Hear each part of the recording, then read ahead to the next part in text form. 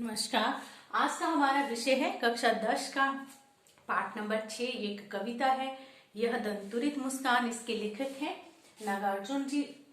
इस कविता में एक छोटे से बच्चे की मुस्कान का वर्णन किया गया है। तो पाठ शुरू करते हैं। तुम्हारी यह दंतुरित मुस्कान मृतक में भी डाल देगी जान। धूली धूसर तुम्हारी ये गात, छोड़कर तालाब मेरी झोंपड़ी में खिल रहे जलजात। परस पाकर तुम्हारा ही प्राण पिघल कर जल बन गया होगा कठिन पाषाण। तुम्हारी यह दंतुरित मुस्कान, कवि कहते हैं कि तुम्हारी यह दंतुरित मुस्कान मृतक में भी जान डालने वाली है। मृतक यानी कि जो भावना रहित लोग हैं, पाषाण हृदय लोग हैं, जो उनके अंदर भी प्राणों का संचार करने वाली है।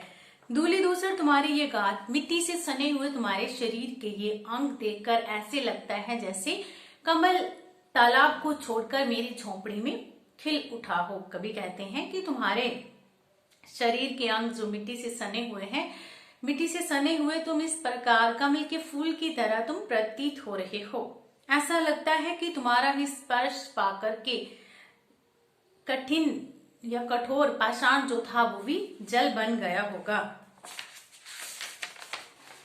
छू गया तुमसे कि झरने लग पड़े शेफालिका के फूल, वास था की बबुल। कभी कहते हैं कि तुम्हारा ही स्पर्श पाकर वो पाषाण हृदय जो लोग थे वो उनमें भावनाओं का संचार होने लगा, या दूसरे शब्दों में यूं कहें कि बांस और बबुल से भी शेफालिका के फूल झड़ने लग पड़े तुम्हारा स्पर्श पाकर।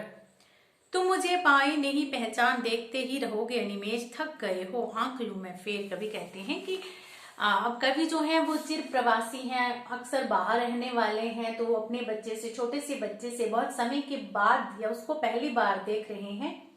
तो कवि कहते हैं कि क्या हुआ कि तुम अगर मुझसे पहली बार मुझे नहीं पहचान पाए, तुम क्या मुझे अनिमेष एकटक लगाकर, क्या तुम मुझे एकटक लगाकर ही देखते रहोगे? मुझे लगता है कि तुम थक गए हो, मैं ही अपनी आंखें फेर लेता हूँ।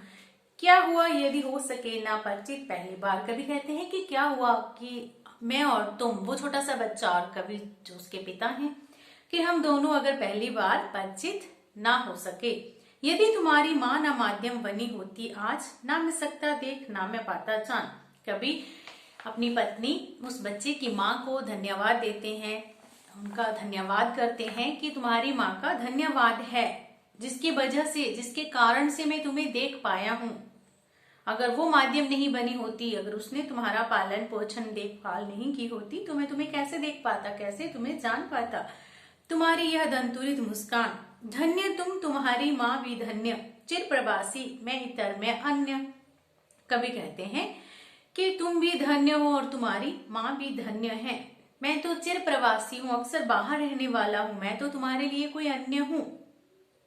इस अतिथि से प्रिय तुम्हारा क्या रहा संपर्क, उंगलियां मां की कराती रही हैं मधुपर। कहते हैं कभी कि मैं तो अतिथि हूँ, इस अतिथि से तुम्हारा क्या संपर्क रहा, मैं तो बहुत समय के बाद आपको मिल रहा हूँ, इसलिए तुम मुझे पहचान नहीं पा रही हो।